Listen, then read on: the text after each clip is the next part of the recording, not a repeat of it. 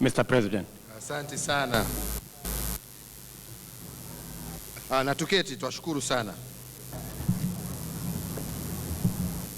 Your Excellency, Dr. Ellen Johnson Sirleaf, President of the Republic of Liberia, and dear guests, Your Highness, the Aga Khan, members of our diplomatic corps, fellow Kenyans, today we celebrate the day 52 years ago when we declared Kenya a republic. We decided that we would be governed by our own laws and that we would manage our own affairs. And this was the culmination of a long and painful struggle to become masters of our own destiny. Our journey since then has seen many triumphs. Today, we remember our forefathers who laid the foundation on which this nation rests. And equally, we celebrate the youth who have inherited that nation. We honor the bravery and integrity of our troops. They are helping to liberate Somalia from the grip of brutal terrorism for the sake of stability and democracy. They are protecting our country and at the same time advancing global peace and security. Their professionalism in challenging conditions is without a doubt an inspiration to us all. Indeed, Madam President, as you have noted, our own Army Commander, Lieutenant General Leonard Gondi, led the UN Peace Mission in Liberia between 2012 and 2015. And indeed, the very first UN peacekeeping force was headed by another Kenyan, Lieutenant General Daniel Opande. We celebrate with you, Madam President, the peace your people have built, and indeed your own strong record of accomplishments. Fellow Kenyans, that drive for excellence is also exemplified by our athletes. In August, they topped the overall medal table at the World Athletics Championships in Beijing, China. Our innovators continue to make us proud by developing new technologies and business models. Economically, we have made major progress. Our national per income head is more than 13 times what it was half a century ago, thanks to our hardworking Kenyans and prudent national policies. Today, we are one of Africa's most attractive investment destinations, and our own Kenyan companies are amongst the largest investors in East and Central Africa. We have become healthier and are living longer. Life expectancy has risen from 48 years in 1963 to more than 60 in 2014. We are steadily winning the war on HIV/AIDS, and child mortality has halved since 1998. We are also much better informed and a far more empowered nation today than we were at independence. There are nearly 10 million children enrolled in primary school. From the 151 secondary schools we had in 1963, we now have more than 7,000. In 1964, we had no universities. We now have more than 60. Few countries can boast of this speed of growth in terms of educational access for their people. That achievement demonstrates that our governance, reflecting our aspirations, has always prioritized investment in people. Today, an estimated 3 million of our people are living in the diaspora. In 2014, they sent home US dollars 1.4 billion, money that has helped educate Kenyans, started businesses, and helped provide health care here in Kenya. While we have made remarkable progress, our journey is unfinished.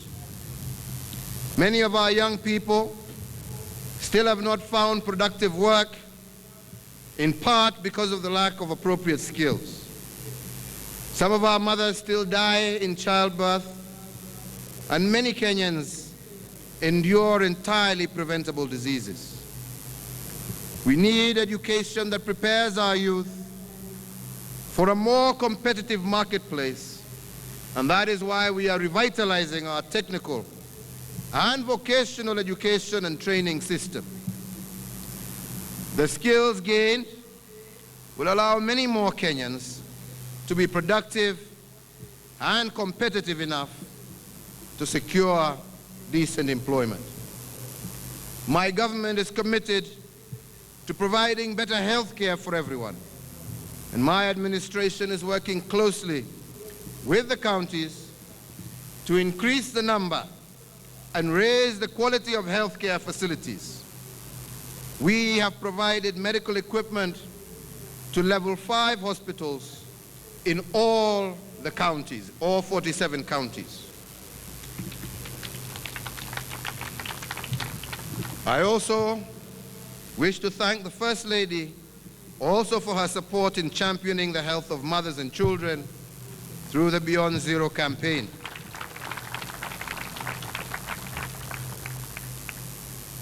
Fellow Kenyans, over the past 50 years, Kenya's stature in the community of nations has grown.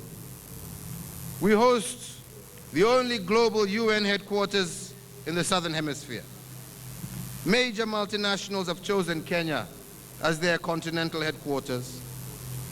These decisions, I believe, are a testament to our skills, our democracy, and the openness of our culture and economy.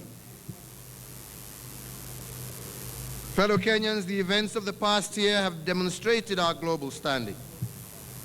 Kenya was the first stop for Pope Francis's maiden visit to Africa, and we were also honored to host President Obama in July, the first visit by a sitting American president since independence.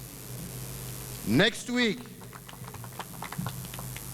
we host over 5,000 delegates to the 10th Ministerial Conference of the World Trade Organization, the first time this meeting has been held in Africa.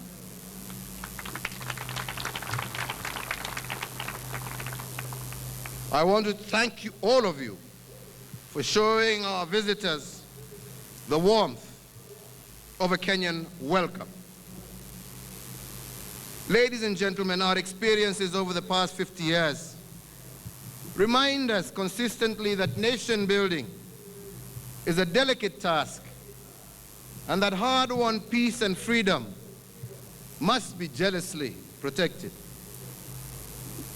During my State of the Nation address in March of this year, I took the opportunity and I apologized on behalf of my government and all past governments for wrongs that may have been committed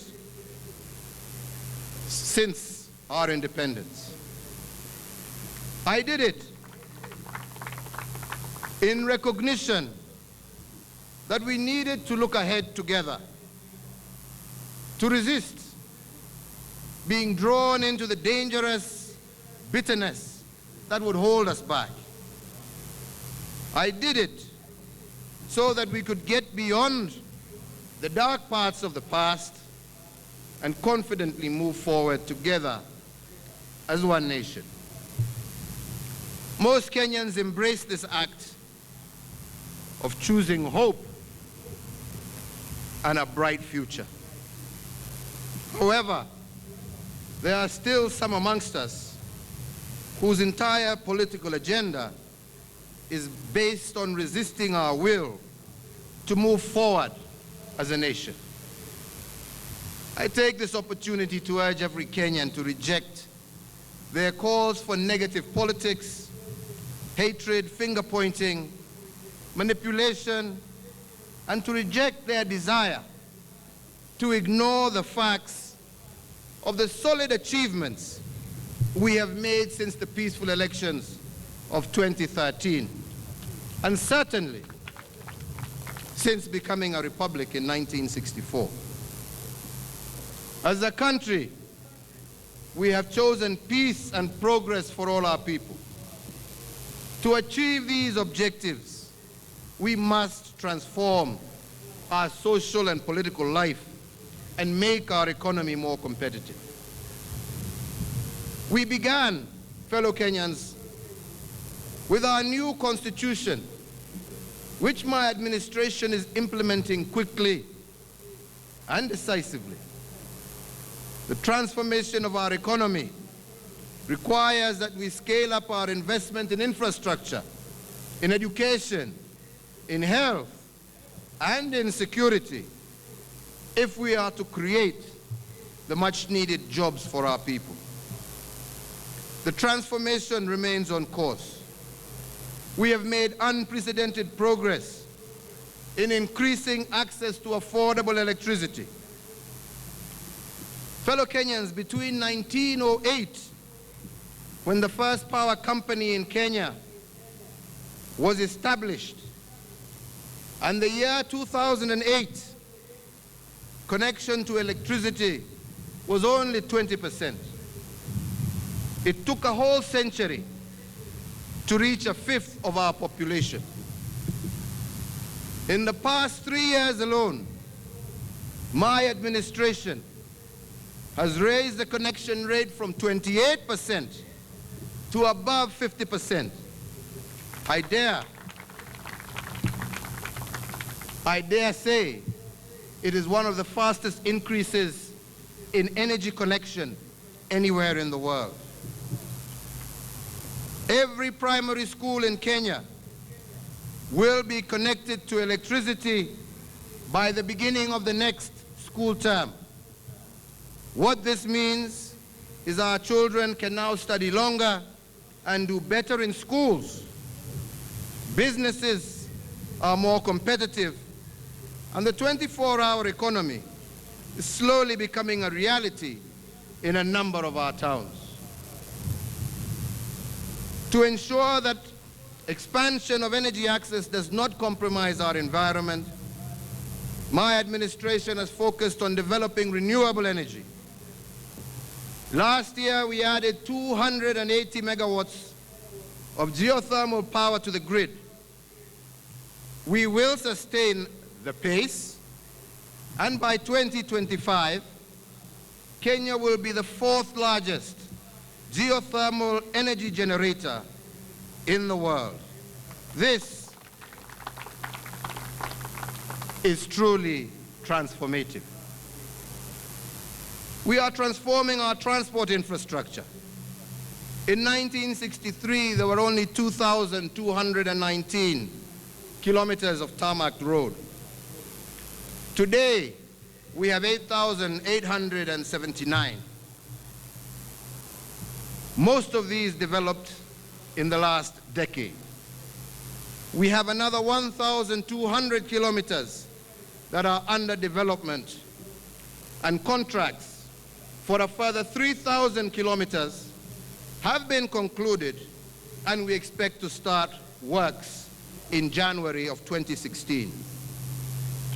The standard gauge railway from Mombasa to Nairobi is now 60% complete, and we have begun the process of extending it to Naivasha and eventually to Kisumu and Malaba. Fellow Kenyans, we are also ensuring that the vulnerable amongst us are also better protected. In the last 3 years, we have doubled the number of cash transfer beneficiaries to reach over 700,000 Kenyans. The presidential bursary scheme for orphans and vulnerable children in secondary schools has grown from 1 million shillings in 2012 to 400 million shillings in 2015. In addition, we have allocated sufficient resources for children with disabilities at primary, secondary, and university education. I today urge parents of affected children to take advantage of this program to ensure that all Kenyan children have an equal opportunity to access education. Entrenching a culture of service has been a priority for my administration. In the Huduma centers, we have brought rapid and efficient services where once upon a time, constant delays and corruption were common.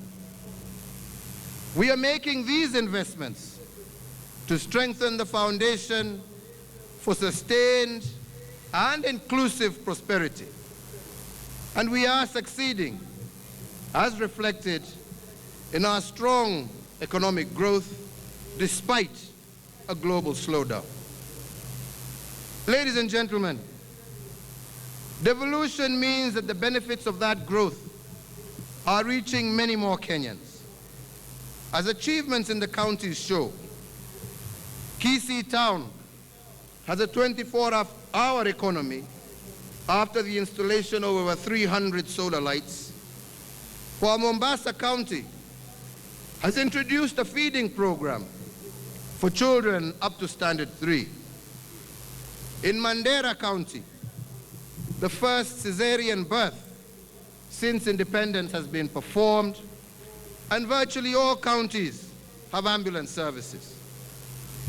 During my visit to Kapenguria a month ago, I once again saw fresh proof of some of these gains. I opened the first medical training college built by a county government where more than 200 nursing students are already enrolled. This is what we hoped for when we voted for the new constitution. As always, there is room for improvement, but there is no going back on the principle of devolution. Ladies and gentlemen, alive in our minds and hearts is the brutal mass murder of young Kenyans by terrorists at Garissa University College in April and others. We remember in our prayers the victims, and we remember their families. Let the deaths of these young people and all Kenyans who have suffered at the hands of terrorists strengthen our resolve to deal as a united nation with those who threaten our peace and stability. They threaten also the Kenyan spirit of religious tolerance and inclusivity as enshrined in our Constitution. Together, as Kenyans, we must reject this evil ideology. Like young Anastasia, who walked out of hospital after 6 months of a difficult recovery following the Garissa attack, we must continue to demonstrate our resilience and courage in the face of these evildoers. I am pleased to announce that Garissa University will reopen soon. And also, as your Commander-in-Chief, promise that I will do all in my power to protect Kenyans and to defeat the enemy. We have modernized our forces, improved their mobility, and strengthened interagency coordination. Our allies in this struggle have rallied to our side, some of them also having suffered similar painful attacks. We offer our heartfelt condolences to the people of France for the attacks in Paris, to Nigerians who have so valiantly resisted Boko Haram, to the United States for the attack in California. Our condolences too to the Malians for the attack in Bamako, and to the thousands in Syria and Iraq who have endured extremist violence. The global nature of these attacks reminds us that an attack on one is an attack on all of us. We resolve to play an important part in the effort to build a more robust global peace and security architecture. Fellow Kenyans, corruption is our great enemy. We need to fight it with the same tenacity and unity of purpose with which we have fought and won other battles. Corruption is corrosive. It has brought us destructive ethnic politics which associate public office with the accumulation of wealth. A bribe given to let a faulty public service vehicle go through a roadblock, and later that vehicle crashes and kills innocent Kenyans. A terrorist who offers bribes hoping to cross our borders. Corruption kills. The time has come for Kenyans to fight this vice by mounting a truly national campaign. Experience teaches us that this is no one-time effort. It will need to be sustained. Those who believe that they are entitled to steal our resources will try to manipulate our political debate. Others will try and wring political capital from the fight against corruption. We will not defeat the battle and win the war against corruption unless all of us as Kenyans keep our eyes on the prize, a country in which corruption is shunned by all. Everyone, the three arms of government, the private sector, religious community, community leaders, every single Kenyan must play their role in this fight. After all, every Kenyan is hurt by corruption. As your president, I have sought to create an environment that resists dishonest and unethical practices. I have used my office to concentrate the attention of the nation on this menace, and I have taken strong action. We have intensified our efforts to recover stolen money.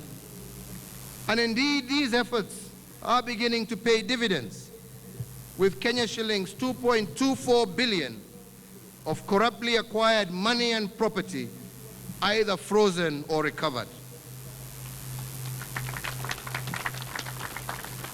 At the start of this month, 337 cases related to corruption were in court. Of these, 68 involved senior Kenyans, among them members of parliament, governors, cabinet and principal secretaries. Meantime, cabinet and principal secretaries under investigation have also been relieved of their duties. It is now time, and I repeat, it is now time for the judiciary to act decisively to conclude the cases before it, for our Constitution also requires that justice be served without undue procedural delay. Mpira kwenu. Ladies and gentlemen, Yesterday's preservation orders were gazetted prohibiting the transfer of property that may have been purchased with funds embezzled from the National Youth Service. The property will be held until all relevant legal matters are concluded. In the same vein, working with Swiss authorities, 200 million shillings held abroad in connection with the Anglo leasing fraud has also been frozen. We are working with other friendly governments to ensure that illegally acquired assets hidden in their countries are also returned. It does not matter what is required with the proceeds of corruption. Ultimately, all will be forfeited. Fellow Kenyans, let me say that nobody is above the law. No one called to account should ever again hide under the false claim that their community or their religion is under siege.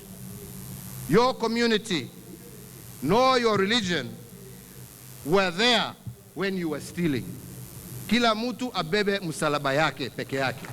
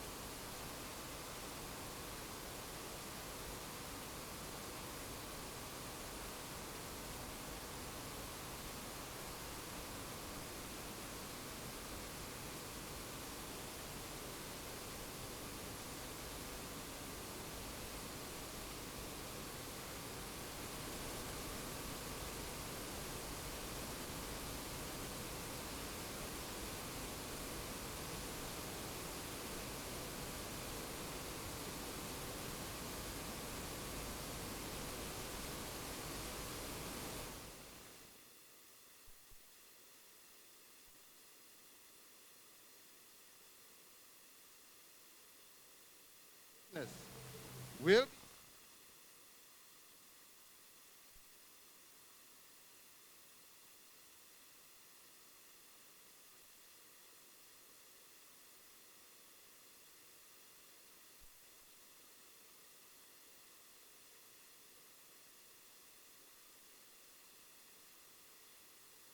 and reputation of others, end quote.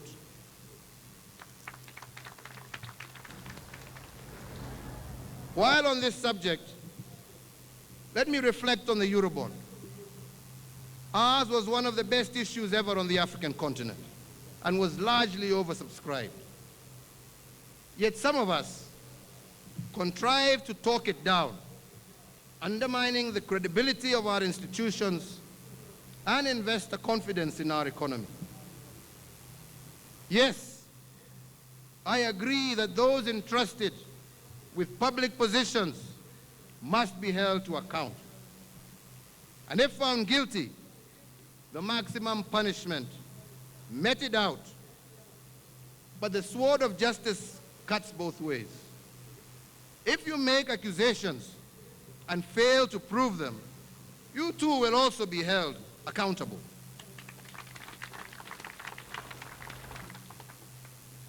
Kenyans want to see those who rob them of their hard-earned money prosecuted and their ill-gotten gains frozen and reclaimed, and strong and heavy jail terms handed out to these individuals. That is the standard I promise you I will uphold. Together, we can ensure that it is achieved and that no Kenyan, regardless of position, is immune to accountability. We will win this war because I think we are all tired of suffering from selfishness and dishonesty of a few. We will win this war because we have the legal capacity and tools to fight this war.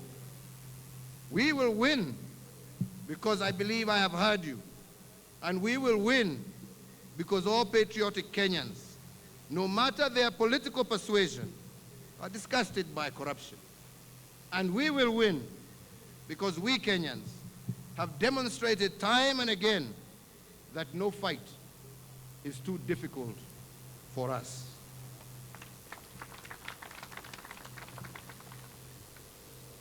Fellow Kenyans, we ought to just take a moment to acknowledge the best in us.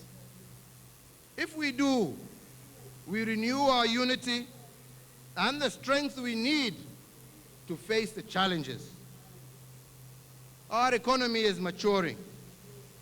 We are now a middle-income country. Our society is maturing. Our artists and musicians are recognized the world over. Our athletes lead the world. Our innovators attract world-leading companies such as Google and IBM. Our teachers educate children across the continent. Our nurses bring healing beyond our borders. Our researchers and academics, some of whom I will honor today, advance the frontiers of knowledge worldwide. I will be the first to accept that in spite of these successes, challenges remain. But if we cannot appreciate our successes, how will we ever find the strength to fight for our future? When I look at our achievements and the daunting challenges ahead, I must ask, have our politics matured in tandem with our economy and society? Has our reporting of our economy and society matured? I will only say this. If you support my administration, support it in a mature way. If you oppose it in a mature way. After all, it may be your administration one day, for that is democracy. To those in the fourth estate, be constructive. This is your country after all. Nafikiri hata nyinyi mkiharibika mtaenda wapi? Fellow Kenyans, what matters most is Kenya. By the grace of God, we are 52 years old today. And by the grace of God, we will continue to prosper in the future. But for us to achieve our desired prosperity, we must learn to work and pull together as a people. Let me close by recalling truths that have sometimes been forgotten.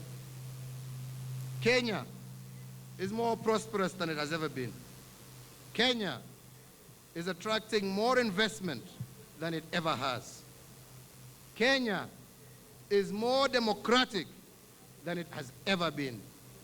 And let it be said, every challenge that we have faced, we have overcome. This time is no different. Let us see the best in each other. Let us lift each other. Let us protect each other. I thank you, and God bless you, and God bless Kenya.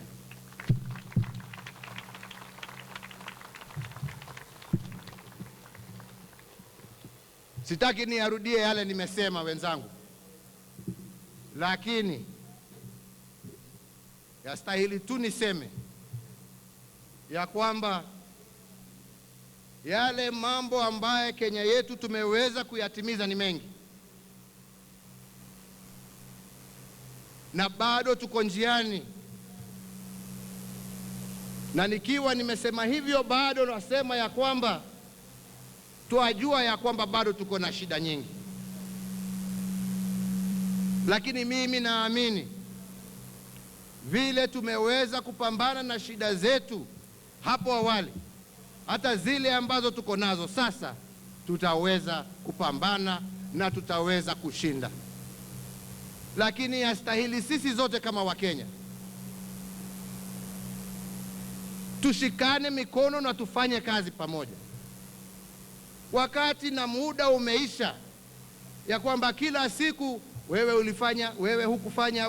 Kama uko na jawabu fanya, sema, kuja tushirikiane, tufanye kazi pamoja.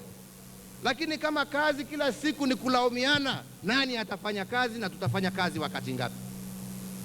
Wenzangu, na waomba wa Kenya, tushirikiane, tusaidiane, na mimi sina shaka tutatoboa safari hii na Kenya yetu tutapata yale maendeleo ambayo tunatafuta. Mimi sina shaka. Na kwa wote, kama lengo letu ni kurekebisha na sio kubomoa, kila mtu afanye kazi yake akiwa na nia ya kujenga, lakini sio kubomoa.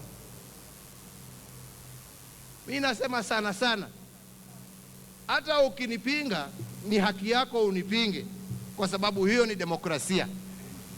Lakini hakuna haja ya kunipinga na kufanya mambo ambayo inaharibu uchumi wa nchi hii, kwa sababu jameni, unataka Wakenya waumie kwa sababu unachukia Uhuru. Kama unachukia Uhuru, ngoja wakati wa uchaguzi ukifika, utaenda utakampeni, nikikushinda ugojee miaka ingine 5,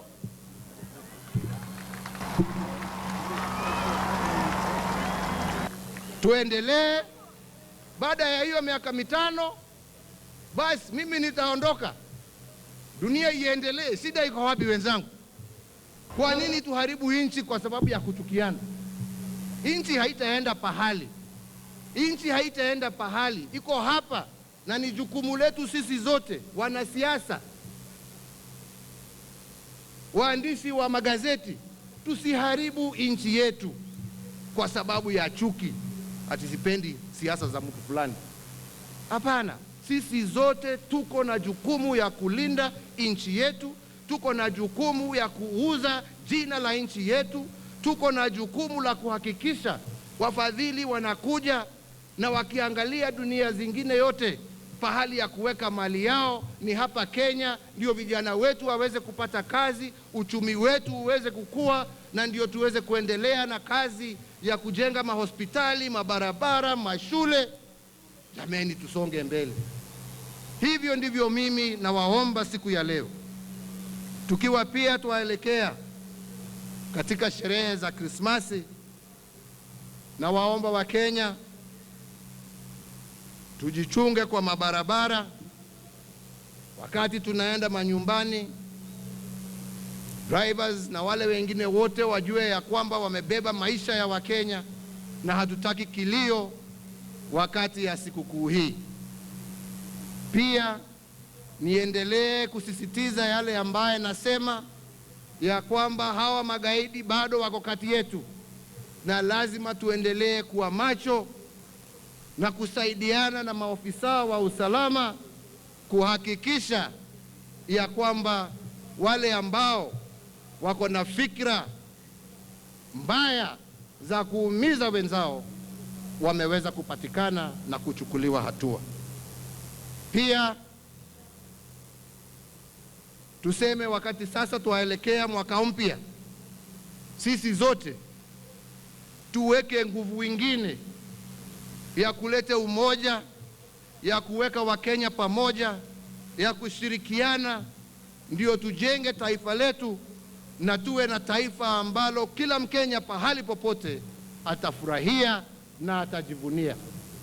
Nimalize kwa kusema na watakia kila mmoja wenu wa Kenya wote pahali popote ulipo Krismasi njema, na turuke mwaka mpya kwa usalama, na tuendelee na kazi na haturudi nyuma. Mungu na wabariki, Mungu na walinde. Asanteni sana.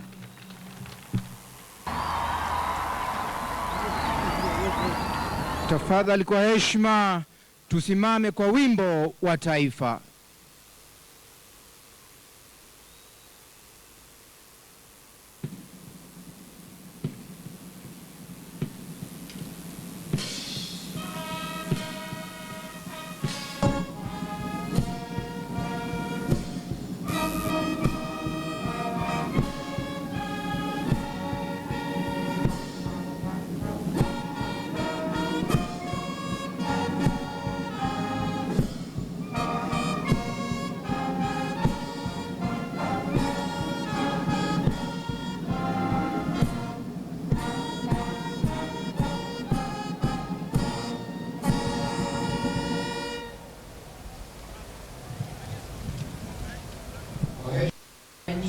tuweze kutulia mpaka msafara wa